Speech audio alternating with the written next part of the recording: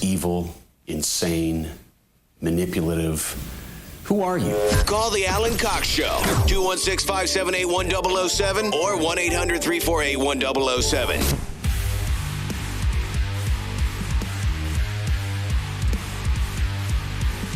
$35192. Want to send a text. If you're watching the show at AlanCoxShow.com, you can thank Honer Guspuss for helping out back there in the video department today. Cavaliers play tonight, live in Houston, Texas, against the Rockets. 8 o'clock tonight is your tip-off. 7:30 Cavs Live. Pre-game gets going. If you want the full experience from tip to taint, there it is. And then they'll head to Oklahoma City tomorrow night to play the Thunder, and then back here at home to host the Clippers on Sunday night. You'll hear all of it here on WMMS, your FM home for Cleveland Cavaliers basketball, and on the iHeartRadio app. That's where Juanita listens to the show. She's in St. Louis. Alan. Hi. Thank you. I before the break, you were talking about people that live to 100 and past that, like your grandmother sounds like. She sounds like a wonderful woman. Yeah. I myself, I tell people all the time when it comes up in conversation that I do intend on living until I'm 100 at least, because what is the alternative? If you really think about it, and you don't even have to think about it too hard, the alternative is not existing. I'd rather exist on this planet than not exist. Correct? Well, yeah, but not everybody gets to say when that is. Well, you're right. The life is you don't have any control over anything, correct? Yeah. Once you kind of master that. But if you just kind of talk about it in a way, because death doesn't also scare me, death doesn't scare me. But what does scare me is living until maybe 100 and then not having anybody to take care of you. That does scare me. So I think part of the key is you have to have a child if you want to live. Are you? Well, it is perpetuation of the species. That is a biological imperative. Are you doing anything to stack the deck in your favor, Juanita, so that you can see your way to 100 pretty clearly? Well, I was just telling Poundcake, he was one of the people that inspired me. I wanted to congratulate him on losing the weight because it is hard. But I gained like 25 pounds recently, Alan, because I quit my very active job. And 25 pounds is a lot of weight to gain as a 5'2" woman. So I went from, I'm 184 right now, and that's the fattest I've ever been. Okay. So I started a diet, and we're following the diet. It's 1,300 calories. So I just started that, and about a year and a half ago, I quit drinking any alcohol. So I have not had one beverage that has had alcohol in it in over a year. Listen, you sound like my Bill, Juanita, speaking my language, you sound like my kind of gal, right? 32, 27, 44.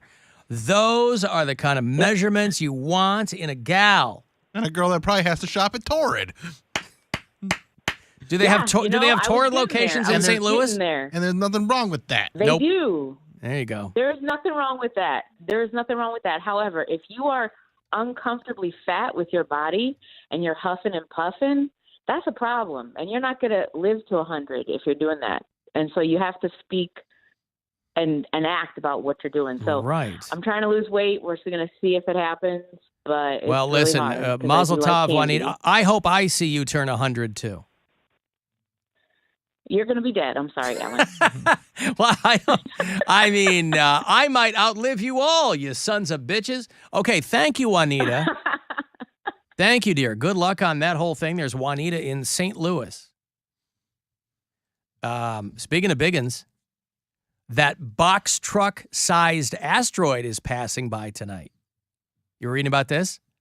We were talking about it earlier. It's coming closer than anything has come in a long time.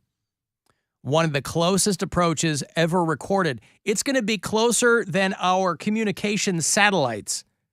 So this one's legit close. Yeah. Unlike the ones where they're like, and it's, a million miles away. This one's actually pretty close. 2,200 miles above the southern tip of South America, about 7:30 tonight. And they were like, it's about the size of a box truck, So even if it were to enter the atmosphere, most of it would burn up. There might be some places getting some meteorites or something. But imagine that. People don't really, I wonder how many people realize how many satellites we have up there. We are encircled in space junk. It's not like when one of those satellites goes down, they replace it. I mean, down, yeah, it's like we got a Saturn ring of crap there. I can't believe anything can even get through that. But it will. Around 7:30 tonight. There's still a lot of room up there, even with all the satellites. I was going to say it's space. It's called space. Yeah, if you keep going outward, but these have to orbit the Earth. Right, but even orbiting the Earth, there's still quite a bit of room. We have agreed, Just but like we how have a there's, lot of satellites. We have a lot there. of airplanes flying around, and they don't run into each other, so you can there's plenty of room. Right, for the but rocks to what I'm fly saying by. is they can. All of the airplanes in our airspace, their trajectory is all tracked. We can't control where the asteroid goes. We can track its path, but we can't go, oh, make sure that asteroid goes between those two communication satellites. Well, what if it takes out? I mean, that's what I'm saying. What if it could? Something gets hit? Yeah, it'd be but wild. I still think it's one of those things where we really don't understand the vastness of space. Even at that level, it's still a lot of room. It's a lot of room, but also I have to think that if it hits whatever satellite provides our iHeartRadio app and knocks it out, fortunately, nobody will know. Mm-hmm. Whenever I see pictures or videos of these satellites floating in space, they obviously, it's pictures or videos, so they look small. How big are these things actually? Well, look at one when it's not floating in space. Okay, I have to look that up. I've never seen one. How big do you think they are? Probably about the size of like a dump truck, right? They're not like a spaceship, right? No. They're not. I mean, some are bigger than others. I was thinking like maybe like a dumpster. I didn't think they were that big. Like, what do you need a huge satellite? I think you might be safe. I think some are probably that. I think they all size. vary. Yeah. So my Google search said some cube satellites are as small as 10 centimeters, so that's really small. How do you launch that? You just flick it with your finger you and just throw thumb. it. Yeah. I can throw that far. 7 meters long, up to 50 meters. So some can be very, very big. I mean, even 7 meters is pretty huge. Oh, okay. I do see a picture of one. They don't look how you think they're gonna look. How'd you think they would look? Like E.T.'s ship? Like a satellite dish. That's what I'm thinking of. And these things That's are what just receives them. Yeah. Okay. Yeah. No, these things look like big old. Well, yeah, they have their surface version air of dishes conditioners. on them. Yeah, air conditioners. They Yeah, do. giant air conditioners. They do. No, I know. By the way, a lot of people were telling me in the break that the generation that preceded the greatest generation were called the silent generation. Oh, that's right. Because of the Depression. So Yeah. that would have been my grandmother. My grandmother and was born the in movies. Right. My grandma was born in 1913. So she lived through Depression, Spanish flu, World War II, everything. Holy camole. Yeah, the silent generation. I don't know that I've ever heard that before. Did it all, including my grandfather. I've heard silent generation before. Now, but what's before the silent generation? I don't know. Civil generation? I don't know. I don't know how far back it goes.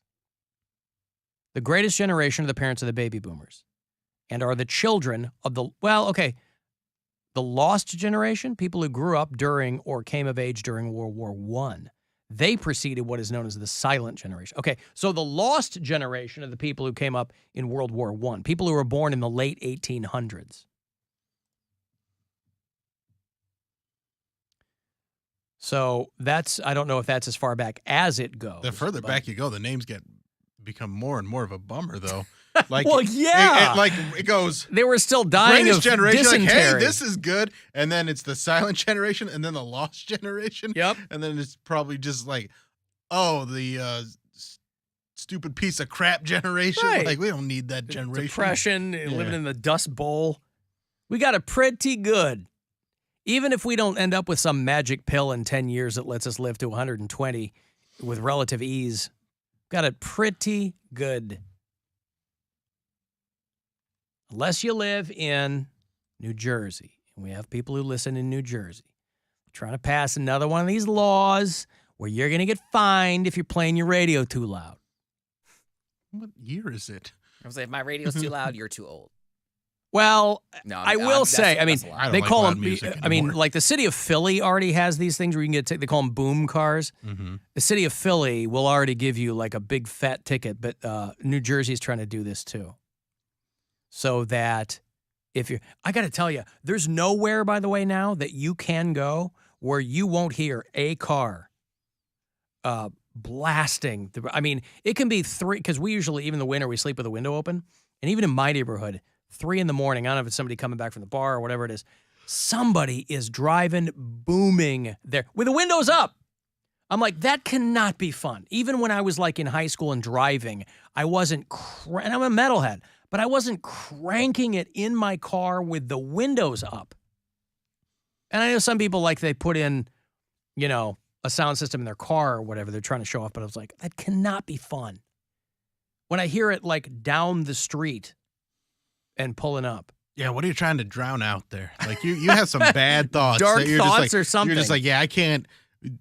There can't even be anything but this music. I have to make sure everybody hears it. Make sure I can't have a thought. Like it's, oh, yeah, I can't. I'm not into that super loud music like that. The whistles go woo. Most of the music I listen to right now doesn't even have lyrics. I just like beats. I listen to LoFi Hip Hop. Is what it's called. No, it's not quite this. So it's just basically like really, it's kind of like a new kind of jazz. You're listening to chill music. Yeah, very chill music, and I like that. It's very relaxing for me.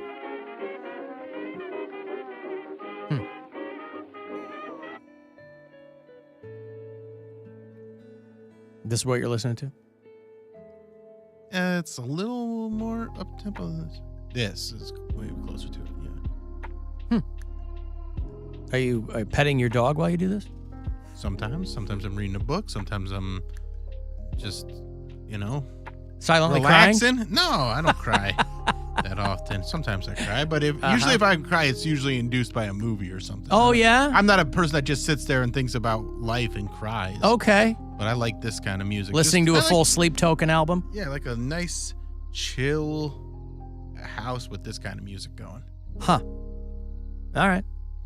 Your girl likes it? Yeah, we'll play board games and stuff and do that, or just board games? Yeah, we like board games, but we What, also are you like. part of the Lost Generation? What's going on over there at man. Squifle Tower? Wow, Wow. we like it. I'm supposed to be the old dude.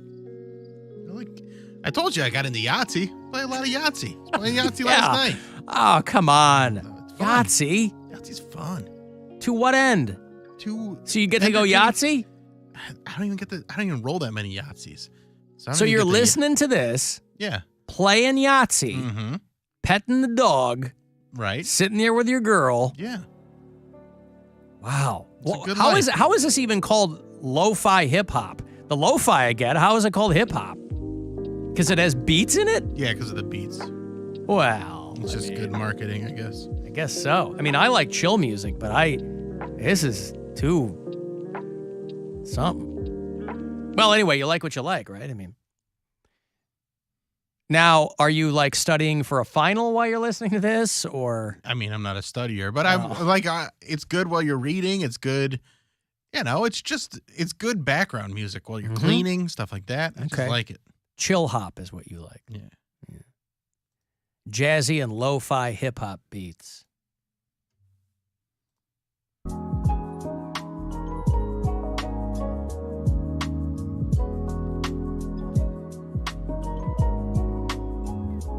Now I'm getting suggestions on lo-fi hip hop I should check out. I feel like I should be sitting in a leather chair drinking an aviation or something, listening to that.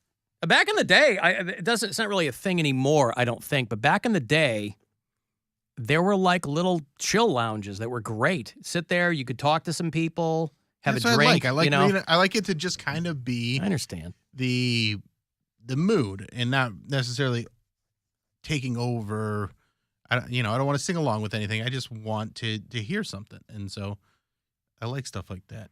And it doesn't have to be super loud, and you can have a conversation. It's relaxing. It puts me in a good mood, good place. My downstairs neighbor will be like 10 o'clock in the morning, and she will start beating like Snoop Dogg, Ice Cube, like all the like NWA songs, Northwest Arkansas? Yes. Yes. Don't care that I'm working from home. Like, don't care that there's anybody above her. Like, I don't want to be that guy. I don't want to. I have not had to go down there and just knock on the door like, hi, could you, I'm working upstairs. Do you think you could turn the music on? I don't want to be that dude. I never thought I would have to be. I just thought people would be normal. Hey, turn off the Ice Cube. We know he's a pimp. But like, and that's the thing. I don't mind her playing music even loud, but like, it's like on a weekday at like 10 o'clock in the morning. And you're trying to work. Yeah. And then I guess the millennial in me is like, well, go to the actual These office. damn kids. It's like, yeah, go to the office to work. This is what happens when you work from home. So I feel like it's my fault. But damn, I didn't think that was a thing. Like, you have headphones. There's no reason why you should have to Yeah, that blast is kind of music. like the unintended consequences of everybody working from home, isn't it? Is that they don't really treat their home like an office. They treat their office like their house. Yes. Where they're like, oh, I'm blasting music, but I'm working because, yeah. And I'm Tell like, Bill to check out Damu the Fudge Monk from Detroit. You like Damu the Fudge Monk? I mean, That ain't bad. no, I like this a lot. I guess it comes in waves. Like 20 years ago, I was listening to Thievery Corporation and that kind of stuff. So propeller heads. It comes and goes in waves. There you go. Album called Spare Time from Damu the Fudge Monk. Yeah, I Well, love there's it. a good I love it. suggestion I then. love it. Yeah. Damu the Fudge Monk. Okay, I'll put it in my notes and I'll check it out later, and probably be not ever knowing who sings it or not even sings it, but who even composed it. Just put it on the playlist and let it go. I might even already have listened to them. Hey. Because I don't even know who's playing these songs. It's just playing on a loop. There's a YouTube channel called LoFi Beats to Study to or something like that. It's like, I just turn that on all the time on YouTube and just let it play, and it's fantastic. I'm going to be popping out some lo-fi beats Monday morning in that work bathroom. Alan, Poundcake thinking out loud and figuring out the world is my favorite thing. Oh, it's beautiful. Well, yeah, we do it all out loud here. That's kind of part and parcel of what's going on. And him being upset that if he's in his 110 years old, he doesn't get to write it down, even though he can probably write it down. no, I'm on an official document, and I want my letter from my senator, too. But, like, I feel like getting to triple digits is such an honor. Like, you're in an elite club. Like, you got there just because God's grace. So I want to write it on every official document. Yes, I know you don't put it on. But you don't your even you don't know who write your your- senators are. But again, you don't write your age, you write your birth date. I know, yeah, not on my license, but I'm just saying, like, But like, I want to even on an official document, you still put your birth date. Like, Yeah, but you when don't- you're that old, you got to put all 4 digits. Yeah. Who are your senators? Jim, what's his name? The one from Oberlin no one likes. Marcia Fudge. Jim Marcia Fudge? No. Marcia Fudge is like, she's a House representative. And then The senators. Jim Jordan. Okay. Who are the senators? You said I want a letter from my senator. Okay, Jim Jordan. Marcia Fudge is the HUD secretary. Okay, well, no, not her. Jim Jordan? No. Nope. Who are Come your on, senators? We just voted. Well, Yep. No, he this didn't guy- vote. He didn't vote. That's right. He did not so vote. it makes sense that he doesn't know. Something Brown. Sherrod Brown. There you go. Yeah, Got Sherrod one. Brown is your Democratic senator. Who is your Republican senator? You said he was attractive. He was a complete carpetbagger, but he got all the rubes to vote for him. JD. Oh, God, what's his last name? Byrider. You got it. No, it's. I don't remember his last name, but it's. J.D. Vance is the guy J.D. you're Vance, thinking of. yeah, Yep. You got it. So you're going to get a letter. I think Sherrod Brown's up for re-election next year. You're going to get a letter from one of these guys. I think our lieutenant governor's kind of hot, too. Who is that, Husted? Yeah. All right. He's kind of hot. All right, well, there you go. He's from Detroit. All right, I got to take a break here. Want to get the last word in? Shoot me a text, 35192. 6:30 is that next keyword for you. It's $1,000 to go fund yourself coming up. The Alan Cox Show. On our free iHeartRadio app and your favorite smart device. Just tell it to play the Alan Cox Show on iHeartRadio. Get ready